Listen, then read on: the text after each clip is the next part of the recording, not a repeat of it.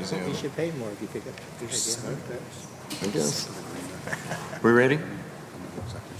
Okay. Good evening and welcome to the Eureka Springs CAPC regular meeting, April 24th, 2024, 6 p.m.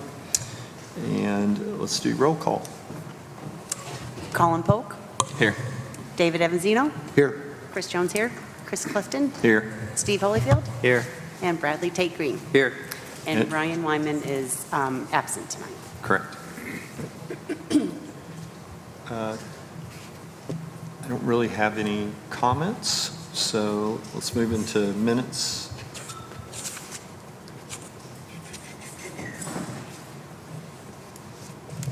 I guess they're on here.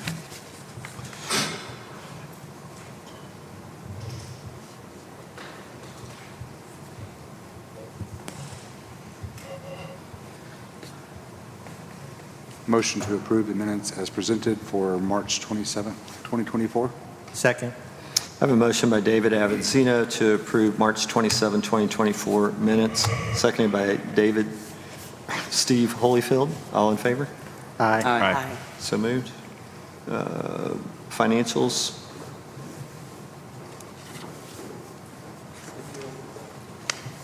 If you'll look at Schedule A1, it lists the cash balance at March 31st of $1,966,828.34.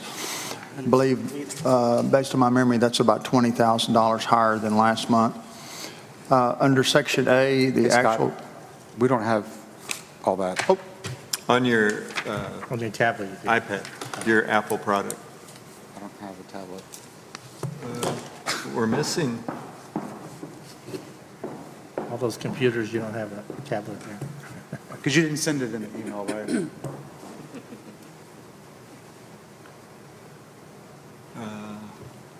Yeah, I thought it was sent a couple days ago, Monday. Yeah. Financials. Okay, gotcha. Well, maybe financials weren't. The other stuff was. under Schedule A1, under Section A, actual versus budget for March 2024, our food and beverage actual for March was $82,182. Our budget for that category for March was $57,530. That's a 43% increase, or $24,652. Under lodging, we collected $74,880. Our budget for March was $47,071. That's a 59% increase, or $27,809. Total collections for March for both food and lodging was $157,062. Our budget was $104,601. That's a 50% increase, or $52,461. If you look at our January through March total collections, we've collected $344,921. Our budget for those 3 months was $363,224. That's a 5% decrease, or we're short about $18,302. Under Section B, comparing March 2024 to March 2023, if you look at food and beverage for March 2023, we collected $80,843. For March 2024, we received $82,182. That's an increase of $1,339, or 2%. Under lodging for March 2023, we received $77,267. For March 2024 for lodging, we received $74,880. That's a decrease of $2,386, or 3%. If you look at the total collections for food and lodging for March 2023, we had collected $158,110. Same time period, but in March through 2024, we collected $157,062. That's a decrease of $1,047, or 1%. The last line is comparing year-to-date collections for March, January, February, and March of 2023. We had collected $405,487. For January, February, and March of 2024, we collected $344,921. That's down $60,566, or 15%. when you compare the first quarter of 2023 to the first quarter of 2024. Any question? So we're down, historically, we're down for the year 15%. Yeah, right now. Huh? Yes. Okay. But we don't have the budget. Yeah, we do. So we're down year-to-date collections, actual versus budget, 5%? That's comparing actual collections to what we projected on our budget.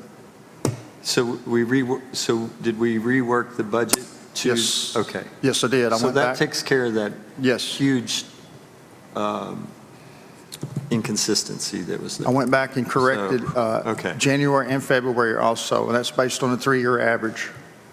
So to be clear, so you went back and based it off the historical averages, then layered the increase per month? Correct. Yes, I did Okay. that. Yes, I did. Okay. I did do that. You're Good. right. So we've got some accurate data. Good. That's way exactly better right. than where we were. Thank you, Scott. If you look at A2 of your schedule, that's our balance sheet, and you'll see where the total amount of $1,966,828.34 agrees with what I've shown you on Schedule A1. All your bank statements are reconciled monthly, so these, and I go over Danielle and Mike with them, so they're always current. I like to take the time to do an explanation of summary of our charges, and I don't know if you've got it or not. It looks like a Word document, but that will explain our expenditures for the month of March, which is on Schedule A3. So, you can read through that, and it will tell you how we spent the money in that particular line item. I'll give you time to look at that if you want to. I noticed on account 4030 on interest income, we had $9,411.11 in interest. That might have been the most interest we've earned since I've been here on a particular month. So I know we're getting paid more of that interest. Plus our bank account is a little larger. I don't transfer money out of one account to another until I need it. In other words, checking is not holding money that I don't need to pay bills. So it's always earning money on the money market side. Under that first page, account 5030 Folk Festival ads and website, and account 5031 Folk Festival promoter fee, I broke out the Folk Festival expenditures into 3 different line items so you can see how that is going to be spent throughout the remainder of the year.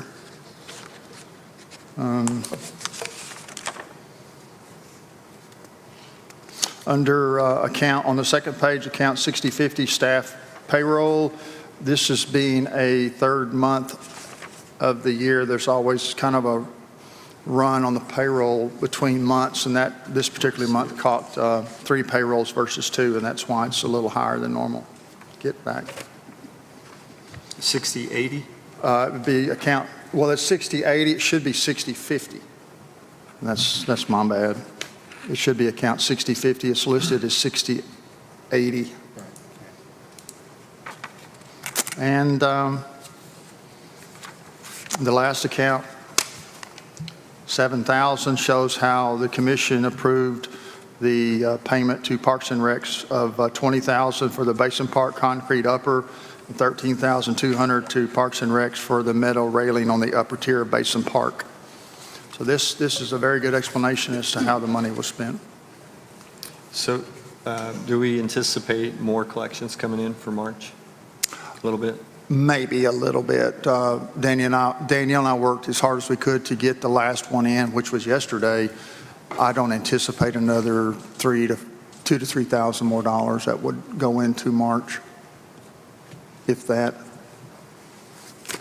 And I did look at all the accounts today to kind of come up with that estimation. If you look on Schedule A4, that is an income statement for comparing March 2024 to March 2023. Those numbers were pulled and used on the summary I initially talked to you about. Here's an interesting schedule on A5. It compares our January through March 2024 to January through March 2023. That'll show you what we collected and what we spent during that time period. That's an interesting schedule to myself. Let's see. Oh, A6 is going to be the January through March income statement that we will provide to the city as part of our regulatory requirements. I think Danielle ran that over there today to Ms. Ida, so we've complied with that ruling. That's Schedule A6. That's our first quarter 2024 report. And then on Schedule A7, that is a 12-month expenditure compared to the annual budget. For example, that's Schedule A7. If you look at the third line from the top, account 4005, and look all the way to the right, it says 15.7%. Since we're a quarter of the way through the year, that should be at 25%. So that'll show you that we're probably down about, what, 9%? I don't know, what are you saying? On Schedule A7, Yeah, so far this year, we've collected $344,921. Our annual budget is $2,200,000. In theory, we would have collected 25% right now if we lived in the perfect world, but we've only collected 15.7%. So that's a 9% variance. but In other words, we're behind budget 9% on our collections. the budget piece, that 2.2 million is for the whole year. Correct. The other piece is just for 3 months. Correct. So that runs into the problem we had before, doesn't it? No, because January through March is But the it's only not- collections we've received. I know, but the months aren't equal. So January, February, March, all 12 months Well, I are follow not what you're, equal. I understand what you're So saying. the percent would be skewed. I understand what you're saying. I didn't look at it from that angle. It shouldn't be that much difference, but that's just something that popped out. And if you look at account 5001, media placement, we're at 37%. So those are the numbers I kind of poke out at me, but I'm not alarmed about it right now. But it's something to be aware of. Under Schedule A8 is the P&L for the auditorium. And for March, we had income of $5,136, and we had expenditures, operating expenditures of $21,453. That's a net loss of $16,317.32. And then the year-to-date columns are to the right. The Schedule A9 is the income statement excluding the A8 schedule, which is auditorium-related expenditures.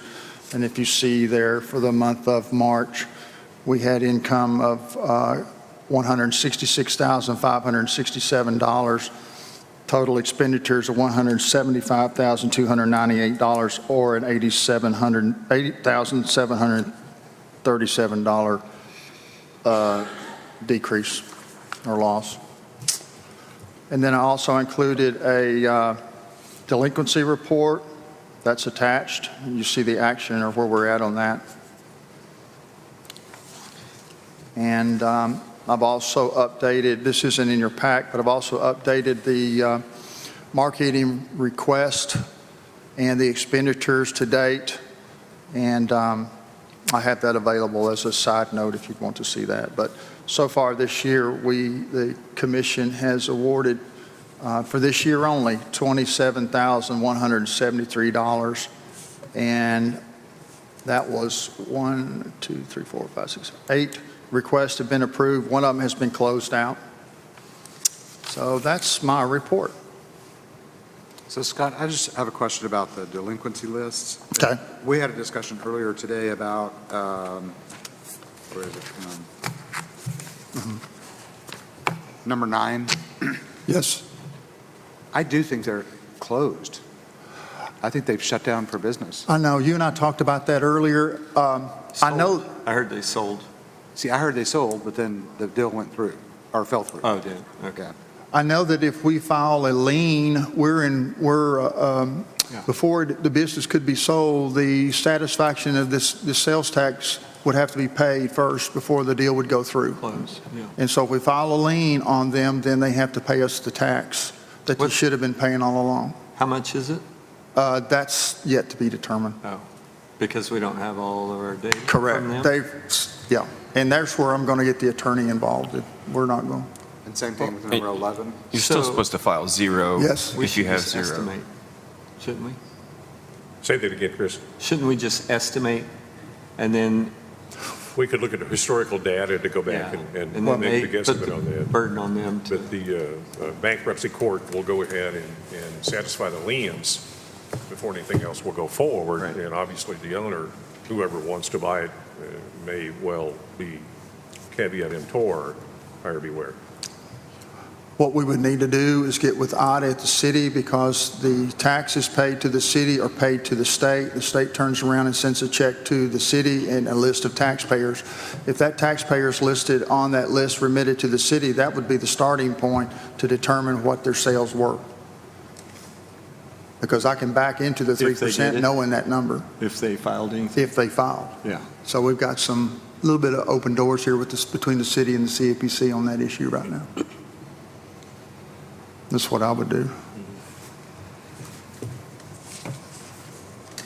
But I'm always available for any questions you may have. And we had a audit report. I'll let Chris talk to you about that. Is it official? Yeah. I didn't think we could discuss it until, yeah, I don't think you can. Okay, well, we had one. Until they publish it, I don't think you can discuss it publicly. I'm sorry. Yeah. Huh? Yeah, I mean, that's the law, so we got to follow their instruction. Let's make sure. So Scott, I don't know if this is an agenda item or a financial reporting item, but the taxes that come in from Airbnbs, VRBOs, Vacasas, et cetera, from what I understand, we get just Lump one sum. lump sum without a Airbnb. detail of who's paying what. Because I do know that planning is going to start working on some stuff. I guess what I'm asking is, can we start asking Airbnb, VRBO, Picasso, whatever, for a detailed list of who they're paying taxes for, so that we can compare that with those that are actually doing business legally in the city? With VRBO, and we will have this discussion next month about adding VRBO, they will break out who they are collecting from. Airbnb, unfortunately, does not. Now, I don't know why. We can certainly ask the question, but this is a constant thread across really the universe that we have. We know they collect the fees, but where do they go? I don't know. Because I did have a constituent reach out regarding this, especially Airbnb, and they claim that they called Airbnb headquarters and that they can provide that information if asked. We do need to ask that, I know, but this has come up with other cities in Arkansas as well. Okay. But oddly enough. Things can change. Yeah, But VRBO is good. and, that has been the case, is what he's saying, so. I'm definitely interested in looking into that, for sure. Thank you. It's Airbnb, it's a substantial amount of revenue.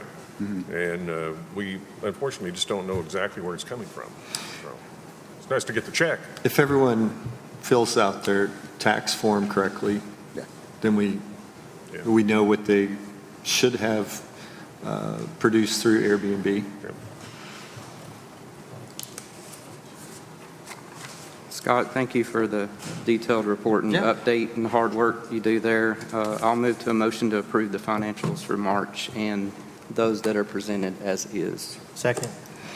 I have a motion by Bradley Tate Green to approve March 2024 financials, seconded by Steve Holyfield. All in favor?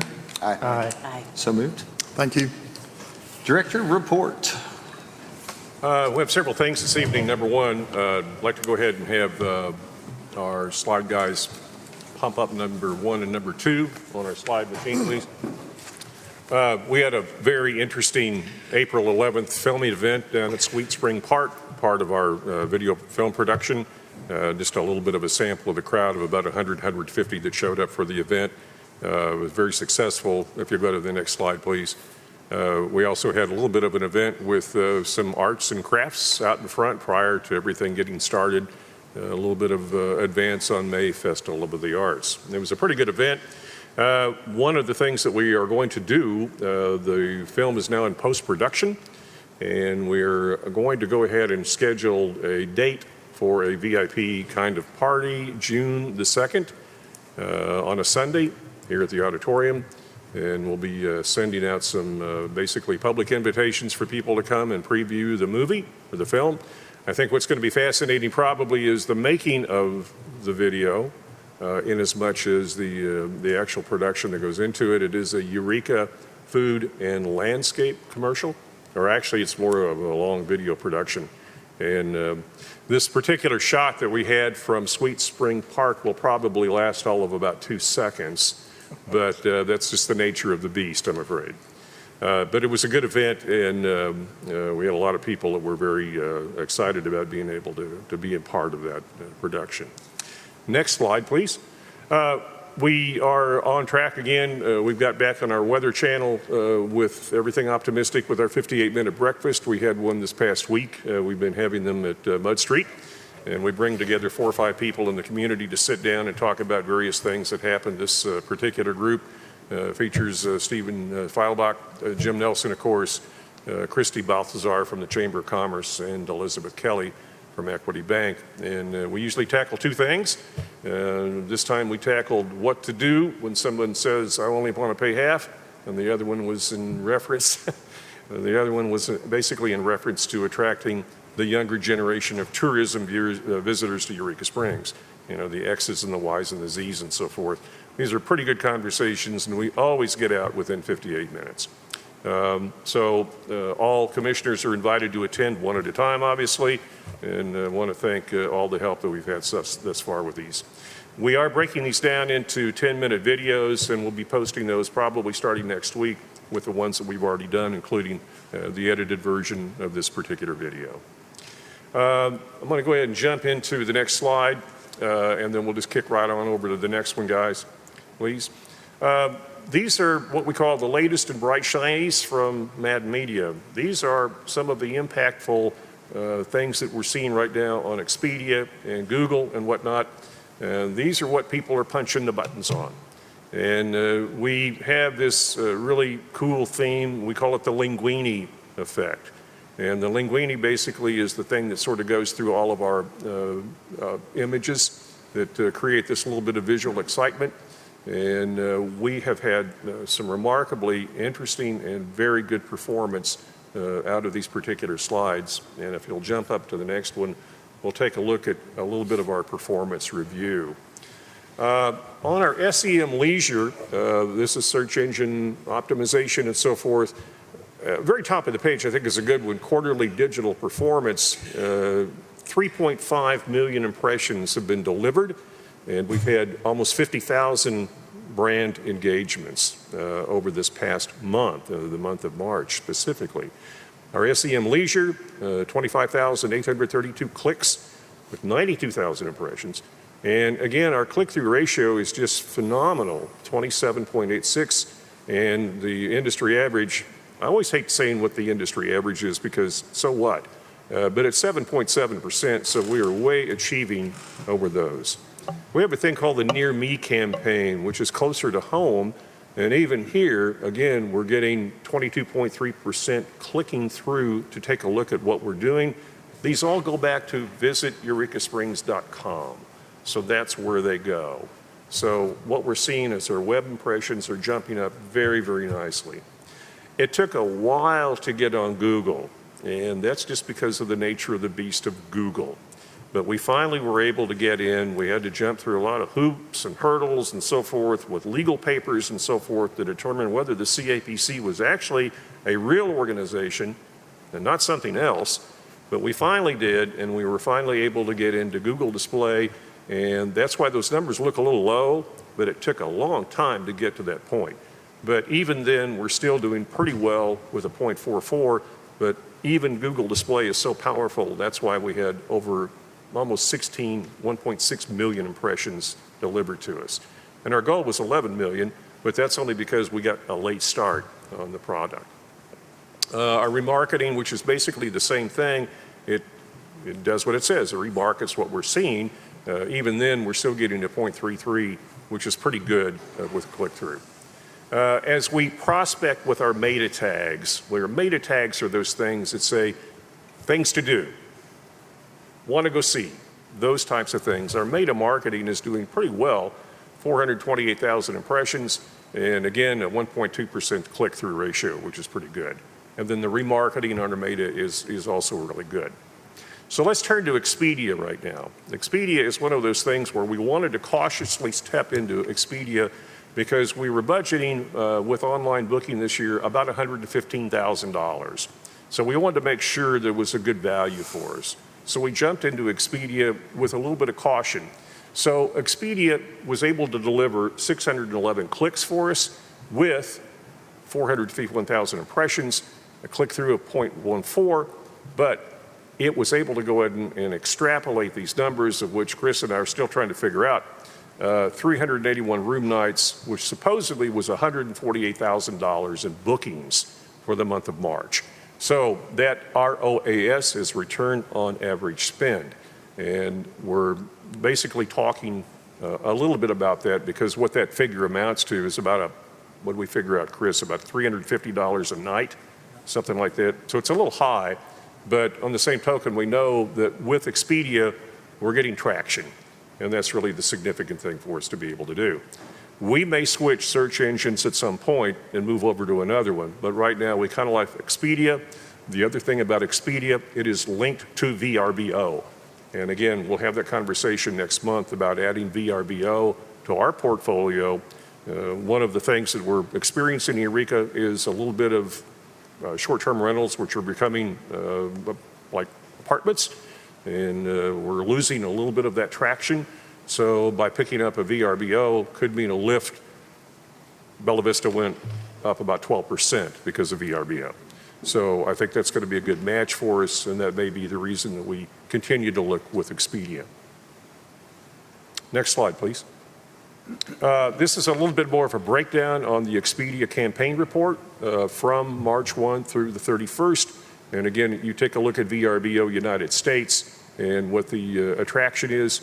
Here we are basically spending about 12.8 thousand, 451 impressions, 611 clicks, and again, 381 room nights, and about $148,000 is what they indicate as the gross booking for us. So that's just the breakout of the Expedia campaign report as a whole. Let's jump up with the next slide, please. I'm going to go ahead and talk about this. This is really a good benchmark for us. If you take a look at the magenta color, that is where we stand with 2024. Obviously, the gray was 2023. Little Rock Pine Bluff is still really our bullet market. When we were looking at our analytics a little earlier this month, we noticed that Tulsa didn't even show up, didn't know why. So let's go back and take a look at that one again. So we did, and we found that Tulsa is really number 2 with a bullet.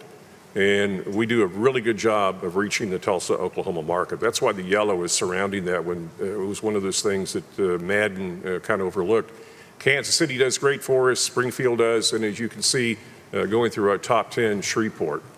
One of the markets that comes up in Google Analytics repeatedly is Chicago. So we're going to come back around and take a look at Chicago and what we may be able to do in that marketplace. Now, what you have to do with Chicago is think about Chicago the same way we think about Dallas-Fort Worth. Dallas-Fort Worth Metro is immense. It's about 25% of the state of Texas. The Chicago Metro is pretty similar to the state of Illinois. It is a huge metro, and we do get great response out of that particular metro. We've had great visitations with the Great Passion Play. Chicago and Houston are 2 of their biggest markets, and they pull a lot of traffic out of those 2 big metros. So those are some of the performance highlights that we had in this past month. Pretty excited about those. I gave you a little bit of a list of some of the top public relations insights that we've had. These are really good, and I'll just briefly roll through these. Prepare to be charmed. Best small towns in every southern state was one of our PR campaign attributes. The 5 best small campgrounds in the United States, Eureka Springs pops up. All aboard are the 20 most scenic train rides in the South. Our train ride came up. We don't have any more slides, guys, but that's okay. The most underrated town in every state.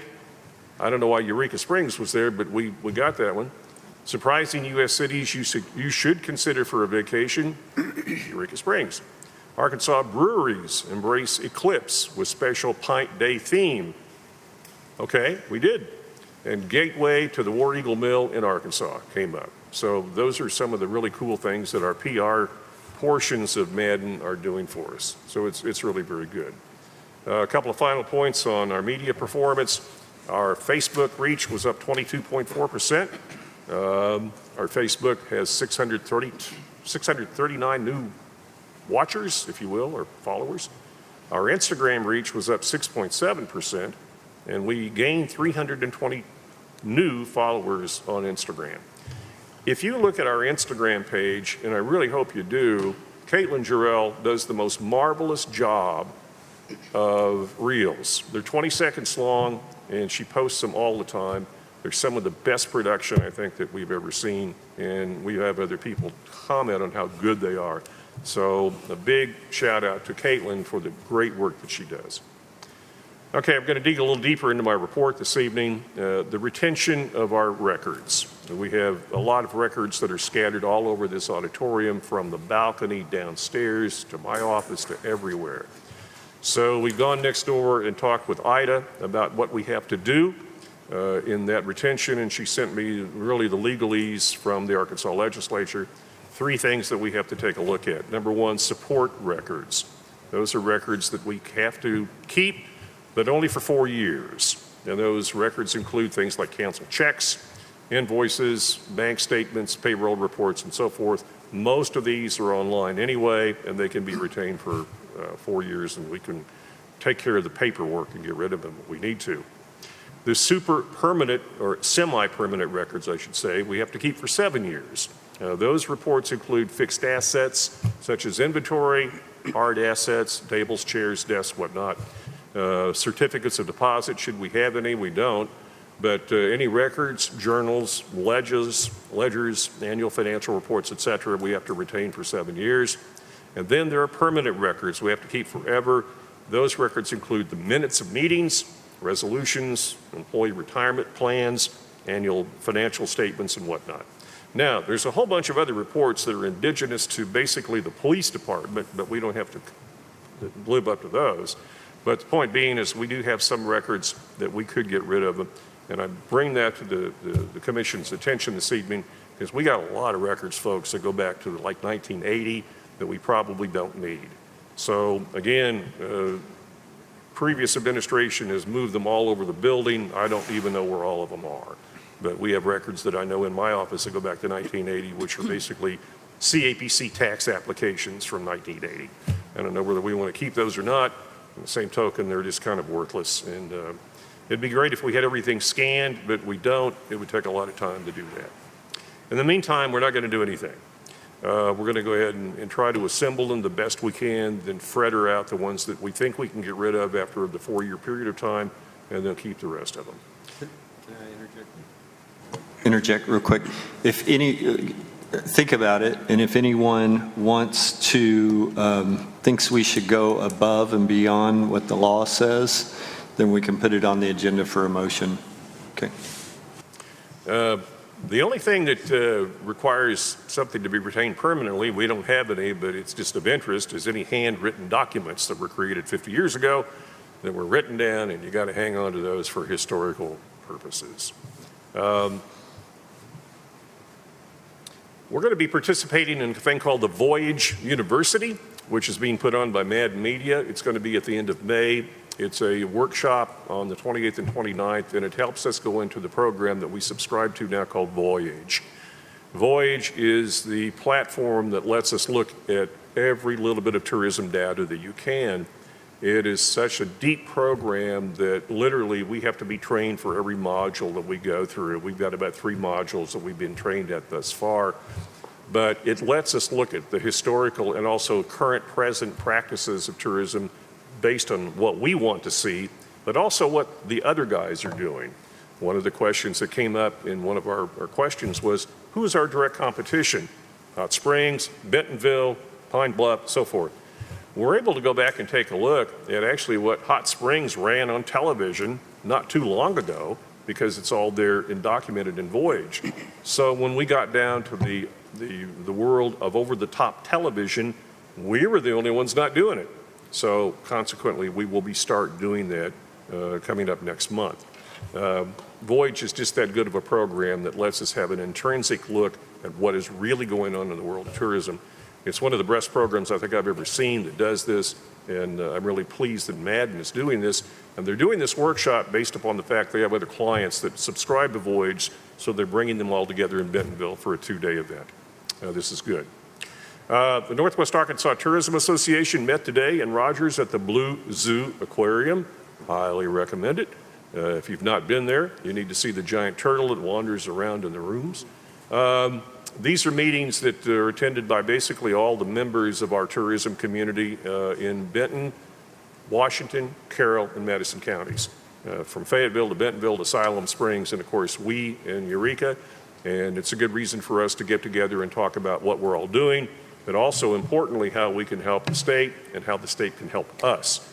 And it's a very important organization for us to be a part of again. And I'm proud to say we had great representation. Danielle and Caitlin were there today, and it really makes Eureka Springs look good.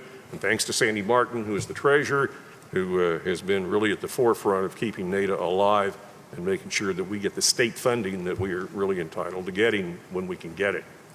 But finally, too late for the insertion, the complete bookings for Basin Spring Park.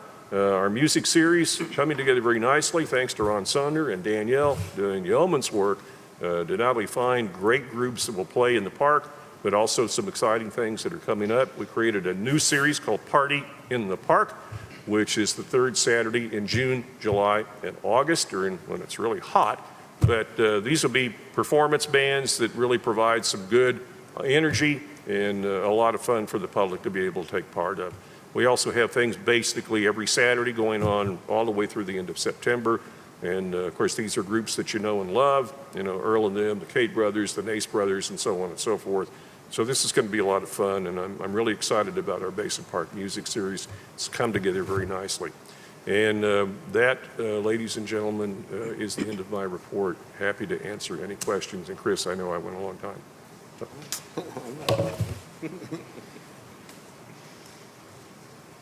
Great.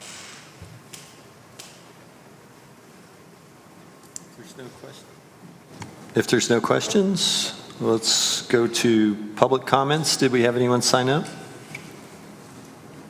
Danielle, did we have? Oh, you don't know? Okay. Last call. Okay, agenda updates. Any commissioners may add to the agenda with a motion in a second. Anything we need to add? All right. I assume we all got this email, odd not ADA compliant. Do we need to talk about that? I'm sorry?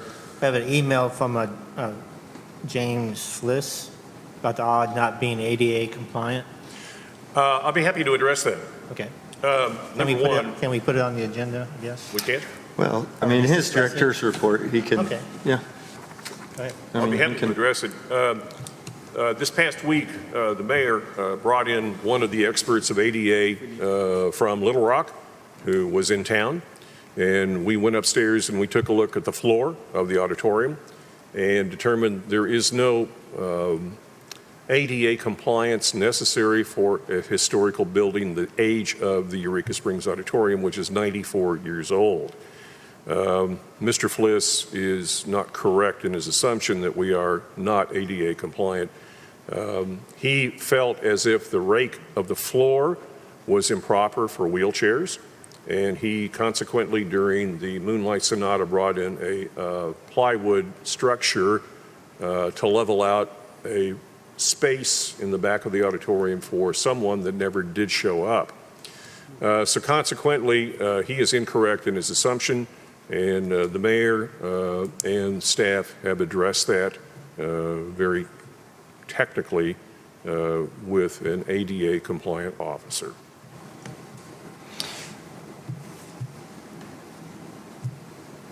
Thank you for digging deeper, on that, going deeper. But this is a city building, so it's probably a city council thing if they want to take it further. Sorry. Hey. I mean, is that wrong? Did Kim Stryker was involved in this Well, discussion? when the complaint came through, Steve, Mr. Fliss addressed it with me, and I told him, I said, number one, I said, we are really just the keepers, if you will, of the building, but ADA compliance is handled through the city in all aspects. And Kim Okay? Stryker is our ADA officer. Yes, she is, and she is our ADA officer. And she was involved in, when y'all talked about this? She did talk, but we actually had a gentleman, and forgive me, I cannot remember his name, but he came up from Little Rock. Okay. And we did take a very hard look at the rake of this floor, and if you can take a look from here to there, there is really technically no way that you're going to level this floor Right. all the way to the stage. But in as much as the compliance factor, there is no statute that suggests that we would be in non-compliance Right. because it doesn't show up in a historical building as such. It really, So this building's exempt due to the age of it? yes. Right. Unless we did some major modifications or something like that. The modification would be extreme. We did take a look at what potentially could happen. It would involve removing not only seats from the back, but also perhaps creating something that might not be very, well, let's put it this way, it would be a major change of what we would have to do. The thing is, and this goes back to a little bit of just reasonableness, I think, this is called DMEs, durable medical equipment. There is a wheelchair that is capable of leaning back anyone in a structure. If you really just have to take a look at really what is out there. Wheelchairs can be completely compliant. They have brakes, number one. They can be leveled on the front, just like a car can have adjustable shock absorbers, so that wheelchair can come up to level if somebody wants to go to that extent. So it is really not the necessity or really the responsibility of the city in this particular case to try to create a structure in this building to try to do that.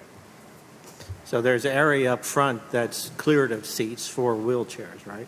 Yes, as a matter of fact, we took seats out some time ago, and we have a couple of rows, if I'm not mistaken, of white chairs that are folding that can be used. We've actually used those seats for instance, service dogs. If a person brings in a service dog, we can put them right in the front. The dog can sit there. But also, in the same token, we have those spaces that we can make just as wide as we want to. Also, for people who are a little more uncomfortable in the seats that we have, we can offer those seats as well. So we have ample opportunity to go. We already offer ample opportunities for people to be comfortable in this theater. Okay, thank you. Yeah. So, Mike, on the same topic, and thanks for bringing that up, Steve, because I was under the impression the front of the house is fairly level, No, but we've made it, no, it's not level. so David. it's still, does it have the same It's amount raked of all the slope? way to the stage. Yes, Okay, that's right. but wheelchairs can access through the back side doors, correct? No, they cannot. Wheelchairs, we have a lift in the back of the building. There is a lift for wheelchairs. So we can bring anybody up to the concession area, to any place within the auditorium. Yes. Okay. The same, we have a lift, well, our lift here is a little more sophisticated. It's an elevator. But we have a wheelchair lift in the other side of the building for specifically that purpose. Yeah. Okay, we're good? Yep. All right, funding requests, Eureka Springs Historical Museum. Introduce yourself, please. Hello, my name is Jeff Danos. I'm here on behalf of the Eureka Springs Historical Museum, and we are requesting marketing support for our Voices from Eureka's Silent City. This is our cemetery tours that we offer in October. It happens on 2 weekends. It's a Thursday, Friday, Saturday, and then the following Friday and Saturday. And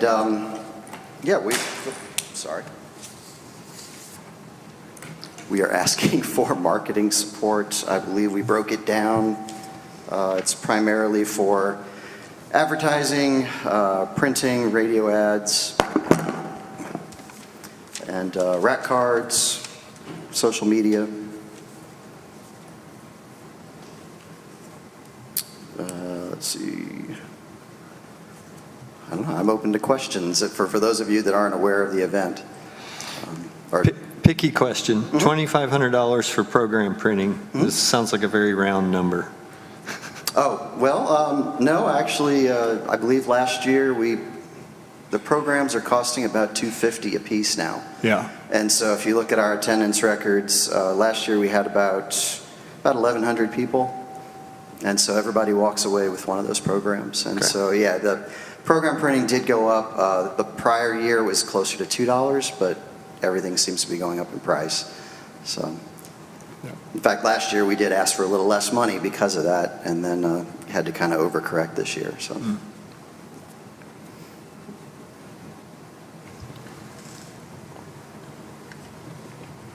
And this is our single largest fundraiser that we have for the museum. So we do heavily rely on the proceeds from this to operate the museum. I have a question more for us. Are we allowed to pay for design fees as far as the funding and web domain hosting? Yes. That would Yeah, fall under our we purview? can do that, yes. I'll make a comment on Voices. One of the great programs I think that exists in Eureka Springs for a long time has been Voices of the Silent City. And as a participant and also an actor a couple of times, what I experienced was, yeah, we have a lot of locals, but it actually brings in a lot of tourism. So we see a lot of faces that basically from out of town, and they enjoy that trip through the cemetery. And it's quite a program. It's so well done. Thank you. Cool. Yeah. Yeah, I mean, it is an October program, but we're already getting phone calls right now. Everybody wants to buy tickets already, and we don't typically start selling tickets till a little closer to the event. But it is, it's very popular, and last year we actually had some growing pains last year that we hadn't really run into before, and that we had, I believe it was one of the Saturday nights, we had very good weather, and some people had to wait in line for about 2 hours. Oh, wow. So it is getting very, very popular, and it's a good problem to have, but it's something that we're working on a little bit this year to try and figure out how to alleviate that moving forward, because it's very well received, and it's probably going to continue to grow every year. So you don't have any idea how many the people attend are locals or how many are out-of-town people? No, I don't have any numbers for that. It's hard to say. I mean, we get a lot of locals, but we do get a lot of tourists too. I mean, like I said, I've got people calling already, saying that they want to book their night. And the way that we operate it, we don't actually have, the tickets aren't for specific nights or specific times. You buy your ticket and it's good for one tour. And so, people can show up at any of those nights. So it's a little difficult to track some of those more specific numbers. We may end up having to go to specific times assigned at some point in the future if it continues to grow, though.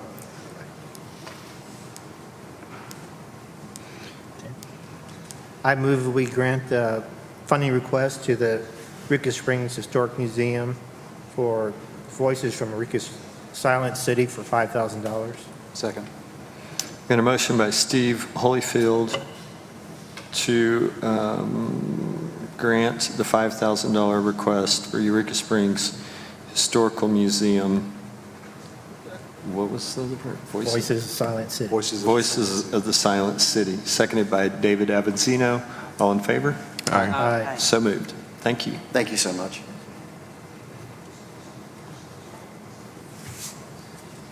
So, can you ask them to try to track locals and, I wrote that down. you know, for next year. We'll see if we can geofence it. Maybe do some kind of survey, or like, Yeah. just, you can survey people standing in line to say, I will say that as part of the social media ads, obviously, we can see where those clicks are coming from. Yeah. So we can see which markets those are coming from. Yeah, it'd be real helpful Yeah. it's nice next to time. have. Yeah, no, we'd be happy to provide that. Thank you. Thank you. I'm waiting on my, I don't know. Good who's- Shepherd. Good Shepherd?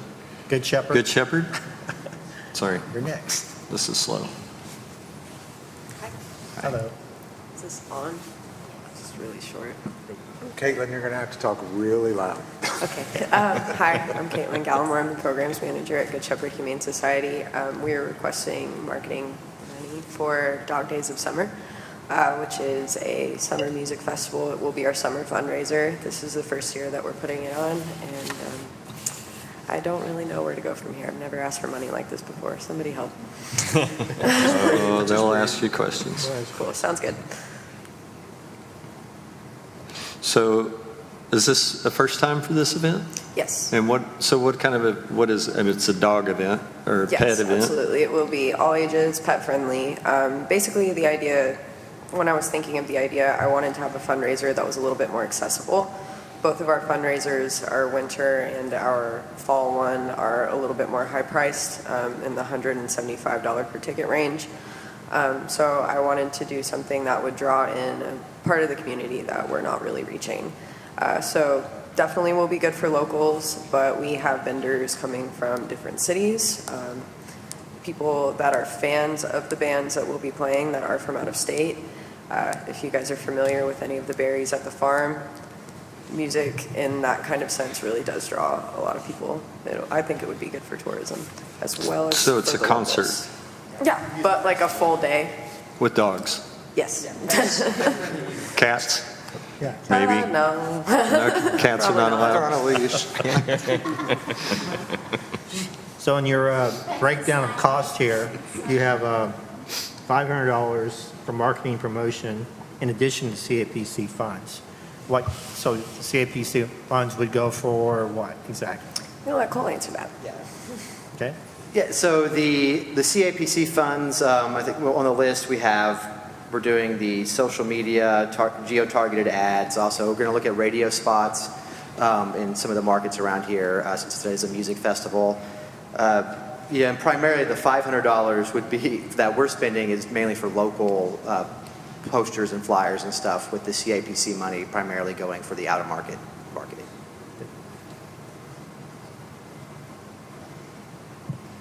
So what's the date of the event? That'll be Saturday, July 20th. July 20th. So the request is for 5,000, but is our 5,000 being used to promote, mostly to promote, right? Yeah, it's This in one? their PDF. Yeah. Yes. 2,000 for social media, 1,000 for online music platforms, Where's Spotify, the YouTube. two? Am I missing something? It's one of the budget Excel sheet. Oh, next one down. Got it. Okay. Thank you. Let's keep scrolling. It's slow. Do you already have a billboard spot picked out? I'm sorry, what was the question? Do we have a billboard spot? No, not yet. Not yet. What was the question? It Billboard. says they've got 1,000 on here for a billboard. Yeah, what are your thoughts of where you're going to put the billboard?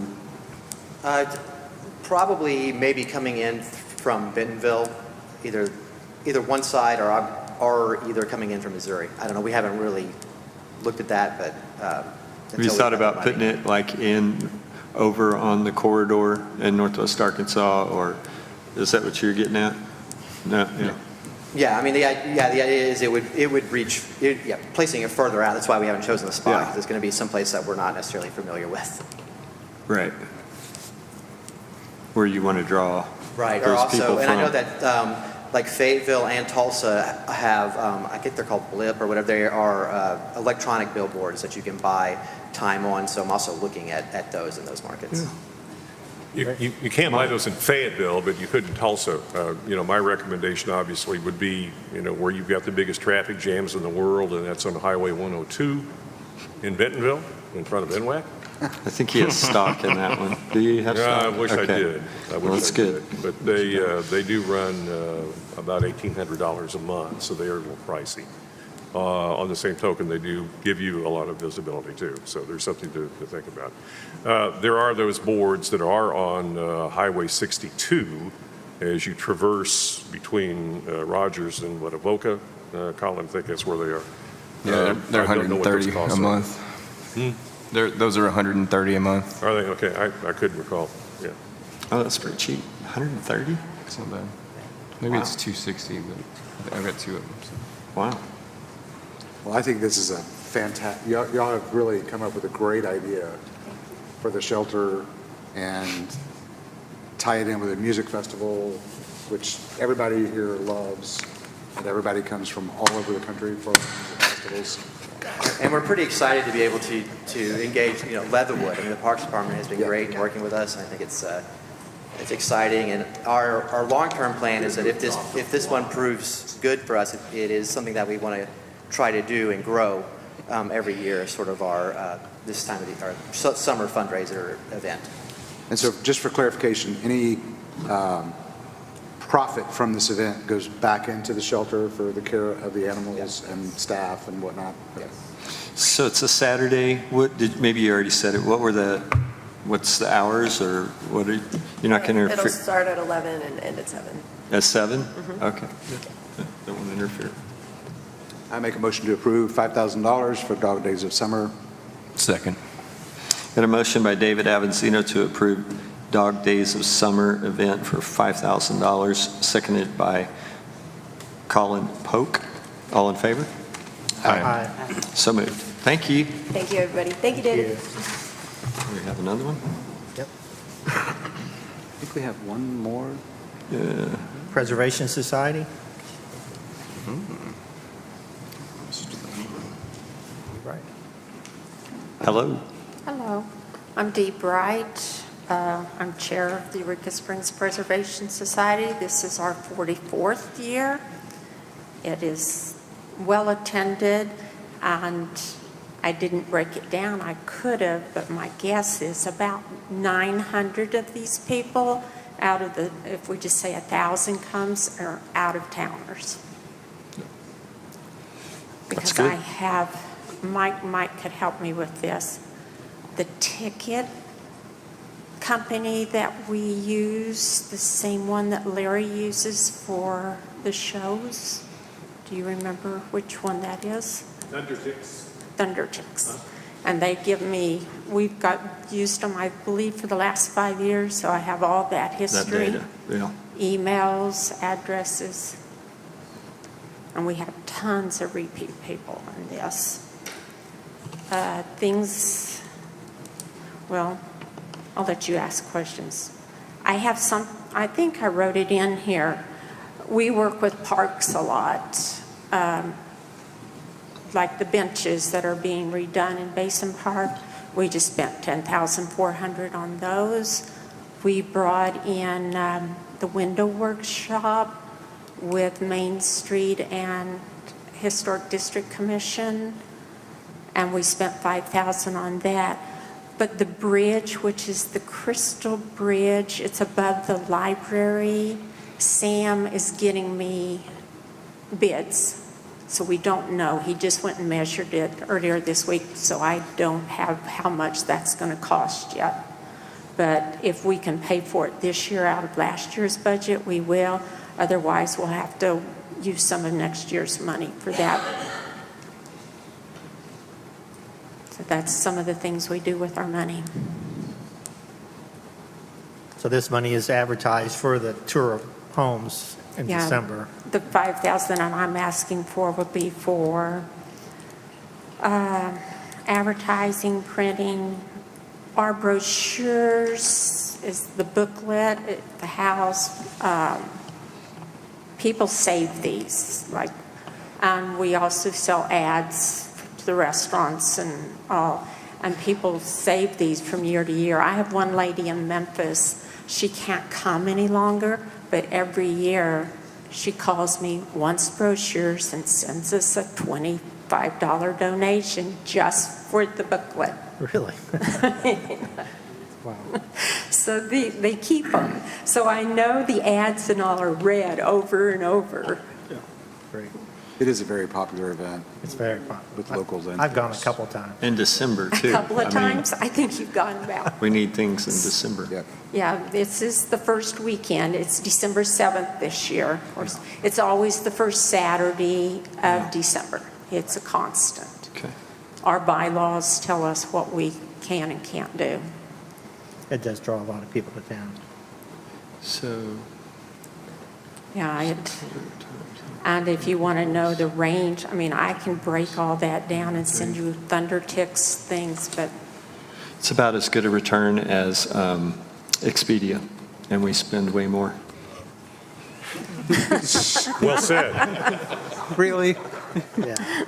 well, we you, have Chris. people from every year from Tulsa, Minnesota, Illinois, of course, Dallas, Louisiana, Memphis area, Missouri. of course, Missouri, Kansas, lots in Kansas. I was really shocked. I didn't know that till this year, but I had a lady left me because the phone calls come to my phone. She left it, and it's 10 miles from where I grew up, and so I returned her call instead of texting her, and I'm like, they've been coming for 25 years. Her mother brought her, she's bringing her kids, and I'm like, wow, this is a family event every year.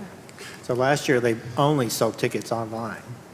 Yeah. And so it would be very easy to collect information about who's coming, where The they're last coming 2 from. years, we've only done it online. Last 2 years, yeah. Yep, so I have both of those. I have both of those sheets if you want me to bring them down to you guys. And that's where you're getting your numbers, right? Yeah. So she's Yeah. confident of those. Thank Very you. clean. This is a great augmentation to this year, 2024, putting Eureka Springs back on the Arkansas State Christmas Tour of Lights.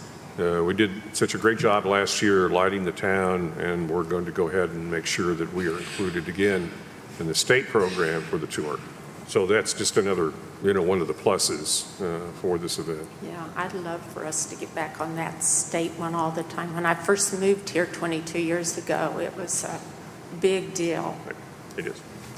Make a motion to approve the $5,000 funding request for the 44th Annual Eureka Springs Preservation Society Christmas Tour of Homes. Second. And a motion by David Avanzino to approve $5,000 for the Eureka Springs Preservation Society 44th Annual Tour of Homes. You gonna make it any longer? Seconded by Colin Polk. All in favor? Aye. So moved. Thank you. Thank you. Thank you, guys. That was it. That was it. Okay, next item, CAPC Director Hiring. We need to go into executive session, so we need a motion. I move that we go into executive session to discuss the CAPC director hiring. Second. Got a motion by Colin Polk to enter into executive session to discuss CAPC Tourism Director hiring, seconded by Steve Holyfield. All in favor? Aye. Aye. So moved.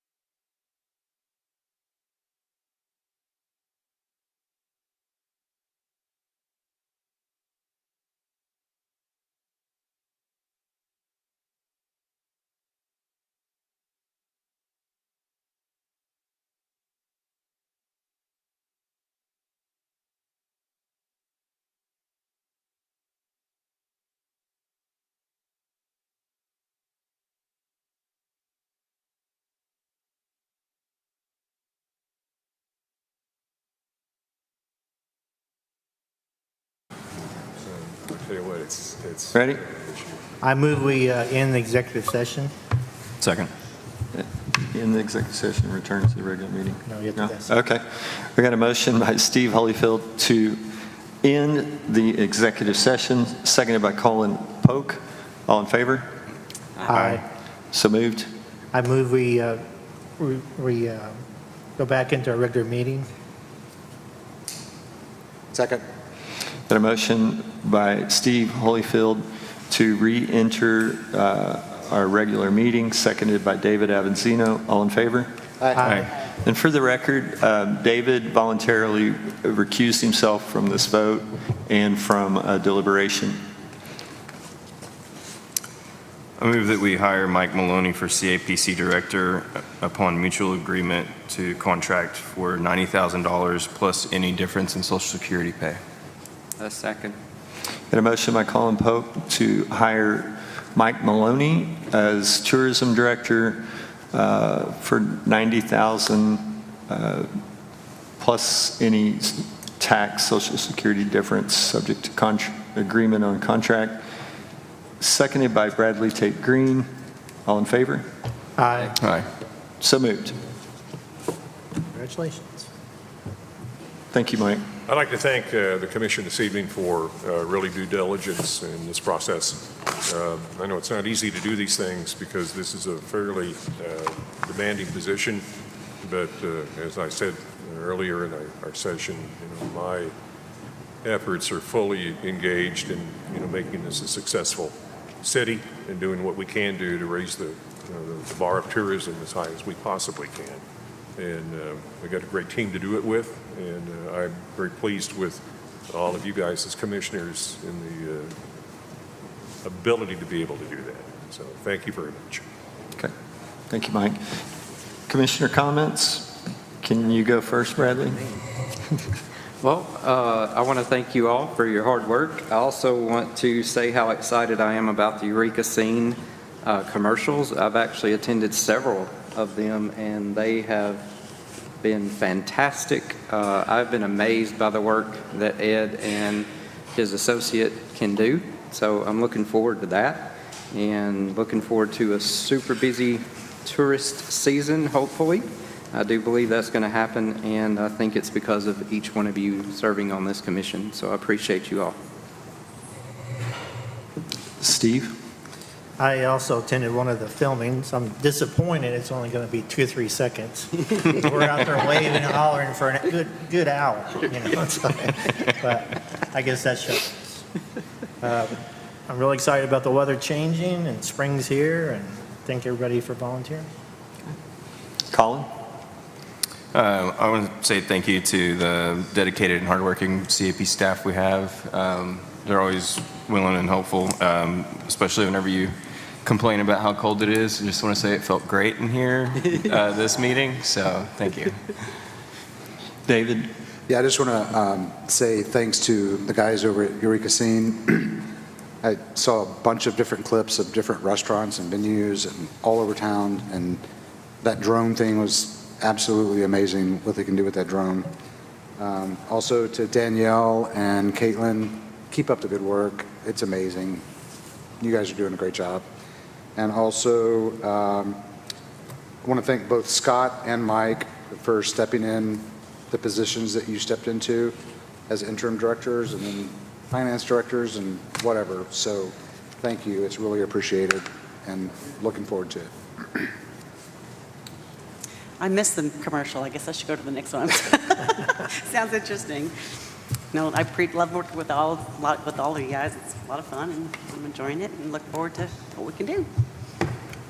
I want to thank Colin and Bradley for getting the get us through the hiring process. We appreciate it. And that's. I move we adjourn. I move that we adjourn. I move we adjourn. Oh, second. Got a motion by Steve Holyfield to adjourn, second by David Avanzino. All in favor? Aye. Stay.